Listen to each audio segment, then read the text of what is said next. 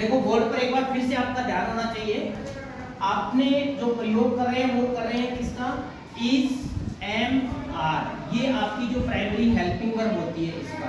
अब वाक्य में इज, एम, आर का प्रयोग कब होता है, कैसे होता है, इस तरह का जो प्रश्न आपके पेपर में यदि आए तो पहला काम तो आपको ध्यान में रखना है, इधर देखिए इस कोने में आपके पास दिया गया सब्जेक्ट यदि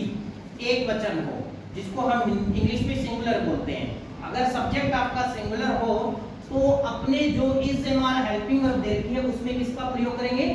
इज का। और यदि सब्जेक्ट आपका प्लूरल दिया हुआ है तो प्लूरल के साथ में हम प्रयोग किसका करेंगे, आर का। अब सर जी सिंगुलर क्या होता है, प्लूरल क्या होता है, सिंगुलर क्या होता है, प्लूरल क्या होता है, तो इसके लिए आपको ध्यान में रखना है सिंगुलर किसी भी व्यक्ति का नाम,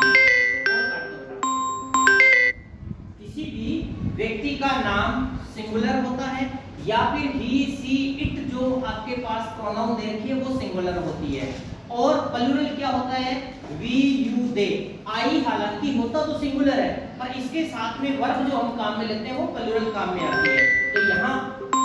आपको ध्यान में रखना है ही, सी, इट के साथ में इज का प्रयोग करोगे और आई, वी, यू, दे के साथ में,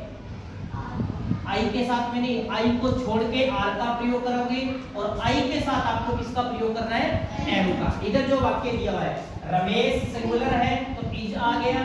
वी प्लूरल है तो आर आ गया, दे प्लूरल है तो आर आ गया, और आई जो है उसके साथ में किसका प्रयोग होगा, एम का प्रयोग होगा। ठीक है,